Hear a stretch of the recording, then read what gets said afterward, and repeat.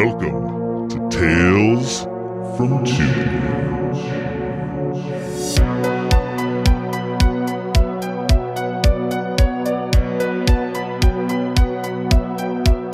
Hey Tubi friends, welcome to a brand new episode of Tales from Tubi.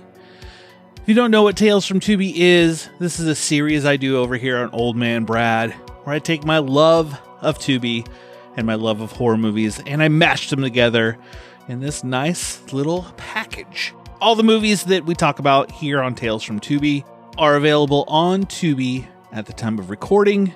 If you come to this later, hopefully they are still available there. So we've reached October, Spooktober, Halloween season. I mean, it's been Halloween for me it's mostly all year long. But this month for Tales from Tubi, every Friday, I will be bringing in a special guest to talk with me. So just make sure to subscribe so you don't miss any of these great episodes I have lined up for the month. So without further ado, let's bring in our first guest of the month. He is one of my best friends in podcasting. Absolutely love this dude. I want to welcome in Gerald from Two Peas on a Podcast. How you doing, Gerald? I am an intruder on Tales You are an Tubi. intruder. I made you watch a movie on Tubi. I know, man. Tubi's got some good shit, though. They do. There's a lot of good movies on there. I mean, I'm not saying like Intruder and the schlocky stuff's not good, because there's a space for that too. But there was a lot of like award-winning movies on there that I was surprised to see. Yeah, they have a really good library, not just the schlocky stuff, like you said. Well, you'll be happy to know that because I was doing Intruder for this, I watched it a few days ago, and in order to continue watching, when you like pause it or whatever, you have to have an account. Otherwise, it's going to start playing over from the beginning again. Oh, really? I did not know that. Yeah, so I had to pause it a couple times, like, kids, whatever. And I would come back to it, and every time I would come back to it, it would start at the beginning. And I realized, like, okay, so I think you'll be happy to know that I now have a Tubi login. So you're paying big money for that, aren't you? I am. I'm paying $0 for it, and so far it's worth every penny. Well, as Gerald said, we are talking the movie Intruder from 1989. Good evening, Walnut Lake shoppers. It's closing time, The store will be closing in 15 minutes. but the night crew still has work to do Oh my God, we're gonna get in so much trouble. because there's one last customer who isn't satisfied. No, This creep keeps calling her. He's driving us nuts. leave me alone. He wants to slash their prices. Who's there? He wants to cut their inventory. You're crazy. In fact, he wants to chop until they all drop. I saw him kill Linda. And now he's turning their retail store There's gonna be one more killing here tonight. into a wholesale slaughterhouse. Give you the quick synopsis. The overnight stock crew of a local supermarket find themselves being stalked and slashed by a mysterious maniac. I mean, that pretty much sums it up right there. Like, It does. you have a killer in a supermarket. So this is directed by Scott Spiegel, and it has both the Raimi brothers in it, and a little cameo from Bruce Campbell. And Scott Spiegel has had little roles in every one of Raimi's movies, so it's kind of his connection with them. Okay. Really quick, before we dig into the spoiler side of things, what were your initial thoughts on Intruder? Well, this came out in 89. My initial thoughts are, it's not really what I was expecting based on everybody involved that you just mentioned, Okay. for example. Yeah. And being that it was the later part of the decade, too, I think this came out in like October of 89. So it was like right at the end of the decade. So the setup, I love. I love the idea of these people kind of trapped in a grocery store and, being stalked by this, hidden killer, if you will. So I really liked the setup. It played a little more like early 80s for me, which I wasn't really expecting. I didn't hate it, and we'll get in, further discussion about different scenes and stuff like that. But it just was, I don't know how to put this, not as like advanced as I was kind of thinking it would be. It was a little more kind of like, especially the first half was like dull for me. And then when things start happening, it got better as it went on. Yeah, this was a rewatch for me, and it definitely kind of drags there for a little bit. And when things finally get going, you're like, okay, all right, cool. Now I'm all in. This is kind of where I remembered it going, and what I enjoyed about it is when things really got going, because some of the kills, we'll talk about those. Some of the kills are pretty darn good. Harley. Yeah, they're good. I enjoyed this movie when I first saw it a couple years ago, and I was like, this is a full 80s low budget dish slasher film. So I really enjoyed it. I think from henceforth we'll just rip off the Band-Aid and just go full in. So if you haven't seen it, there will be spoilers. We're going to talk about probably the kills and other said things as we go along. One thing I want to say, Brad, and this is really just kind of a general statement, but Intruder kind of like made this come front of mind for me, is that it's interesting because I had never seen this. This was the first time watch for me. And there's very few like kind of like 80s schlocky movies that were not necessarily mainstream, but had names like Bruce Campbell, Sam Raimi that I haven't seen. And I had never seen this one. I'd heard about it. I knew about it. I'd seen people have reviewed it on Letterboxd that were friends of mine and stuff like that. So what's interesting, and I wanted to ask you, like, it's so different when you see a movie for the very first time in 2023, or versus seeing it when you're like 12 or 13, which is when I saw a lot of the older 80s movies. It's just so weird, like the lens that you see movies through. So I think that definitely hindered my enjoyment of it, because I was seeing it as a 47-year-old dude in 2023 and not a teenager in the 80s or 90s. You know what I mean? So yeah, I do, because I think if I would have watched this in 1989, I probably would have put it as like, oh my gosh, this is like one of the greatest movies ever kind of thing, especially with some of those kills. Yeah, I agree. Yeah, it's just weird how that kind of like popped him. Because, if this had been in other words, if I'd seen this like in the early 90s and I was a teenager, I would have thought this is the greatest shit ever, and then I would have been rewatching it, but I would have still had that kind of allegiance to it. Yes. So I probably would have been a little more forgiving to it for having a connection. I didn't have a connection to it. I'd never seen it. So for that reason, it was just kind of middle of the road for me in terms of like 80s slashers. I mean, there is some stuff in here that is just gold. And then there's some stuff that I was kind of like, this is the stupidest shit. Yeah, like you said, it does start off a little slow, and there got to a point in this movie with the POV shots. I was like, how many of those are we going to have? Like was he just experimenting like, where can we set the camera, or what can we set in front of the camera? In the basket, behind walls, looking like you're down on the ground as they're like, what was it? Sweeping. I think it was. Yeah. They had that one shot of the killer like turning the doorknob really slowly. So I guess the camera was on the doorknob. So it was like turning. Like some of those were cool, but then it got to a point I was like, okay, it was cool. We don't need to keep doing it. Yeah, I wish they would have traded some of those camera gimmicks for like pacing.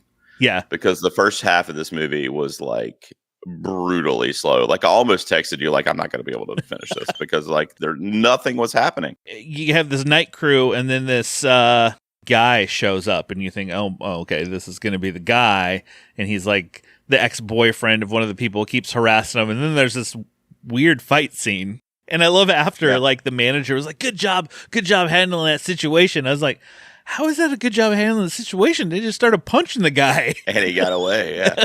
You're just gang fighting a customer. That's not the way to handle. I wish we could handle customers. I'm in retail. I would love to handle customer issues like that. It was a weird kind of setup to what we ended up getting. And also, it's not fair. It's not fair to really break down some of the plot holes and stuff like that. But I mean, like, just leave. Like, what are these people doing? Like, why are you staying in this supermarket? How imperative is it that you do these price changes? Like, let's just hold off till tomorrow. There's some crazy shit going on. We just need to go home for the night. Especially, after the fight. Hey, we're going to go home. Even though the manager's like, we're selling the place. You got till the first of the month and we're done. So we gotta clean up. Like, what's the point now? Like, you're closing down anyways. So just let it be. After we get through that first half, though, I didn't really like the reveal either, which we can talk about the end later. Okay. But between that, like when we get to that first half point, some of the kills start happening, and some of the body count starts adding up. until like the very, very end reveal. And then the end, I was like, did they forget to, I feel like they just ended it. Like, I feel like they forgot to leave a scene in or something at the very end of the movie. It just literally cut to credits with some dude laughing maniacally. And that was it. Like I said, it was like middle of the road. Like, I don't know if do you do scores on the show? Yeah. It's like literally out of 5. Yeah. It's like literally 2.5. Okay. Yeah, I gave it a 3. Like, I thought it was good, especially that second half. Like, and the kills were great, but it was that beginning part that kind of like you said, kind of brought it down for me. Also, I think this was Greg Nicotero too, right? Yeah, Greg Nicotero and Robert Kurtzman did the effects in this movie. Yeah, you can tell they're obviously really good with prosthetics and practical effects, and the scene with the guy getting his face cut in half on the that was bone saw brutal. or whatever. Brutal, but it was still awesome. And then you get to see it later where they kind of prop his head up, but it's sideways. So the eyes and the face are turned, and you're just like, oh man. I think the first time I saw it, I'm sure you were just like, oh. Yeah. Or the hydraulic press. The hydraulic, yeah. Slowly see it smash the dude's head. It's funny too, because you can see like a kill like that bone saw kill with the face or whatever. You can see a lot of that in current horror in the last like 5-10 years. Those types of kills that, I don't know, I guess there was a bit of a taboo period in horror from like the 90s until recently where they just wouldn't do stuff as graphic as that, as like you saw like maybe when Terrifier came along. And then you started to see it a little bit more often, and you can kind of track it back to movies like Intruder, which was really cool for me because like I said, I'd never seen that particular one. But seeing it, I'm like, oh, well, that's like, Terrifier or like the Fear Street kill or like, you know what I'm saying? Like, yeah, you kind of because usually there was a point where you'd get to, okay, you start to see it, maybe start seeing some blood, but then it cuts away and you either hear it or, I mean, I guess once we get to the Saw movies is where you really start to kind of like see a lot more graphic. Yeah, it kind of the gore graphic came back, with stuff like that and Eli Roth and not to say it didn't go away, like it was still there in the 90s, but it I get what you mean. Like in the 80s, it was like how much blood could we like squirt out? I think too maybe there was just a weird period of like between practical and CGI. Yes. And I don't know if filmmakers like didn't know what to do or what was the cost effective or what the fans wanted, or they tried to do both, or like, I mean, it was just a weird period. And now it's like you have these filmmakers that are like, this is what we're doing. I only do practical, or, this is what I'm doing. I'm a CGI guy, or like whatever. So, but there was a weird kind of period where we were in between two different styles of these types of effects, I love seeing it in Intruder, though. I mean, practically. I mean, anytime you can see work of those guys like Nicotero, I mean, just top notch. Yeah, and their work is just, you can tell that it is a prosthetic, but it's really well done. Like the head crush and the saw scene, and then the scene with the manager when they push through his eye, like just slowed. It's just great work that they did. Well, what they do too is, I mean, they make it effective. They don't make it like comical or cartoonish. I mean, you might laugh at it because it is kind of outrageous, but like you said, you cringe too, though. Like you kind of cover your eyes and cringe a little bit because you kind of feel that pain. You know what I mean? Although the Ted Raimi's death, I mean, that was pretty comical. Which one was his? I'm sorry. His was the one where he was cutting, I think it was carrots, and it cut to the knife up and then down, cut to the knife up, and then eventually it cut in his head, and his headphones split off. Right. Yeah, that was good. Yeah, I mean, there was some. It was 80s schlock. I mean, it really was. It was cool to see Bruce Campbell in there for a couple seconds. Yeah, a very, very minor role. I think the other police officer with Bruce Campbell was Lawrence Bender, who was a producer on Pulp Fiction, I think, if I'm not mistaken. Let me find out if that's. And then one of the girls, not the main girl, who was played by Elizabeth Cox, but her friend was Renee Estevez, sister of Emilio and Charlie Sheen. Okay. Another thing too about this, I wanted to ask you, like, I didn't care about any of these characters. No, like I literally didn't. Like the main girl, you kind of paper thin, kind of a little bit. You're like, oh, she's getting treated poorly. I kind of care a little bit about her, but everyone else, they're just there just to die. Like when they're having the fight scene and Sam Raimi comes walking around the corner with his like, I guess a little cup of coffee or something, and like it's in the middle of it, and like they were definitely all throwaways. It was so like turn the lights on. Didn't you think it was really dark in this grocery store? Like there's already some weird shit going on. This ex-boyfriend stalking one of your employees. Like turn the lights on. Like why is it so dark in there? You know, and they're just like, you know, they're just like going along like it's no big deal. After the last customer, you just see all the lights turned off, and they just had to leave them off. I mean, again, I'm not trying to get into logistics because I mean you can't really. But you said you had an issue with the twist. So when we finally the reveal of who is the killer, because the whole time it's a lot of POV of the killer and in the shadows, and they kind of set it up to make it seem like, okay, the boyfriend is still stalking around the store and he's the one doing it.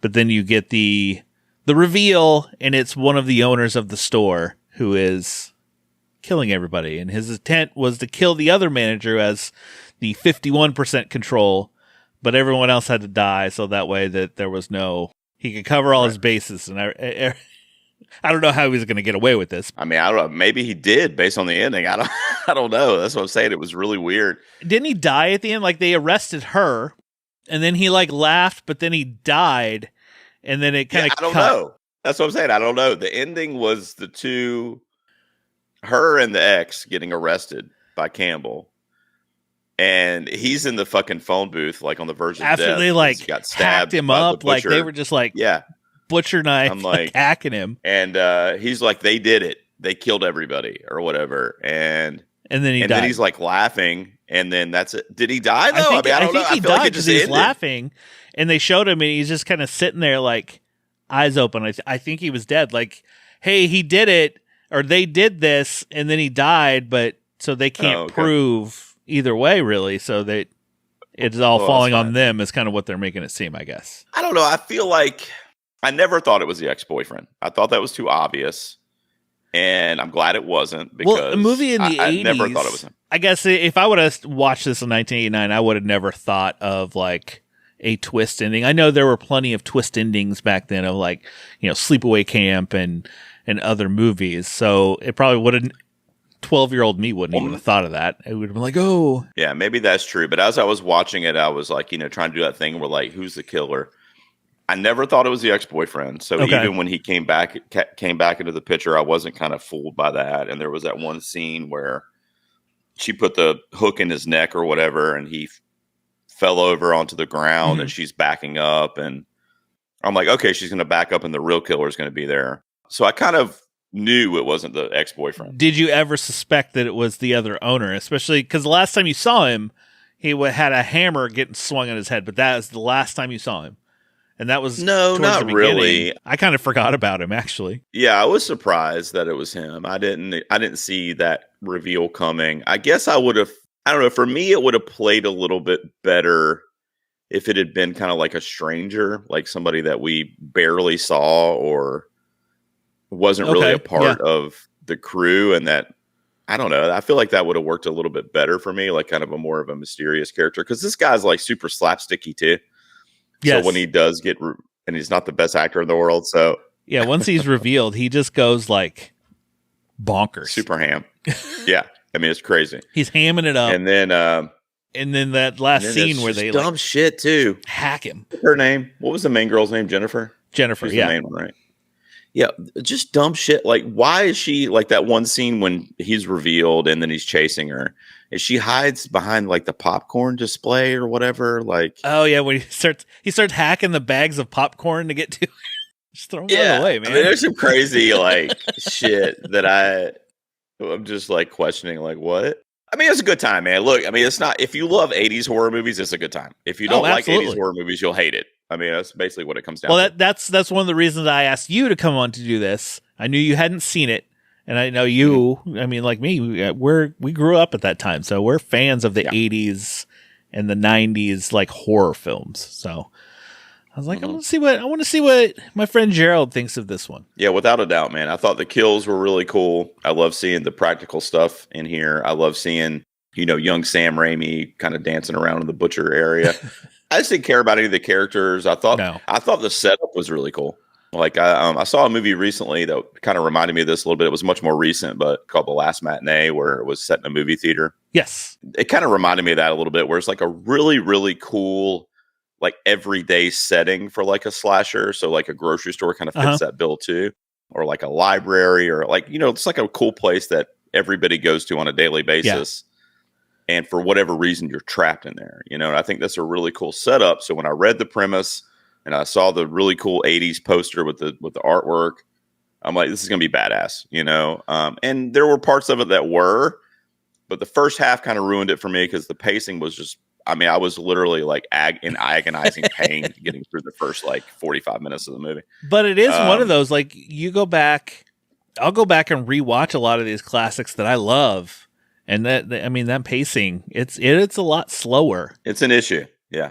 And they, to their credit, Spiegel, they did some really inventive things with the camera. It would be like, and you mentioned it was overdone, which I agree with for the most part. Some of it was, yeah. Yeah, but it would be like, college kids making their first movie and just kind of experimenting, especially back then, with different things you can do and cool shots. And he's buddies with Sam Raimi and all the Evil Dead stuff, and he's involved in the Evil Dead stuff. Like, Raimi's known for his camera, like basically, the way it moves and its POV shot. So he was just experimenting with, let's change it up a little bit so it doesn't move as much. It's more static. One of my favorite things that he did with the camera in this movie, which is a little more subtle, was when he filmed her kind of creeping around the grocery store trying to elude the killer, and there was like a reflection shot of her in the aquarium. You remember that? Yeah. In the lobster tank or whatever. Mm-hmm. And it kind of showed her reflection in the glass.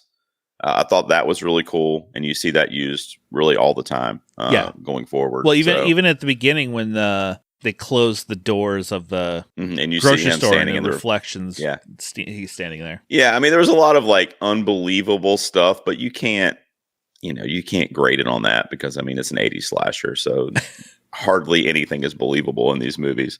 So if you can kind of take that out, and like I said, if you love 80s horror, you'll dig it. Yeah, if you love 80s horror, 80s slashers, go check it out. It was, it's got some good kills, some good practical effects, and it's definitely worth it for that, in my opinion. I'm not joking though. I didn't look at the timestamp, but I'm not kidding. You could probably start this movie like 45 minutes in.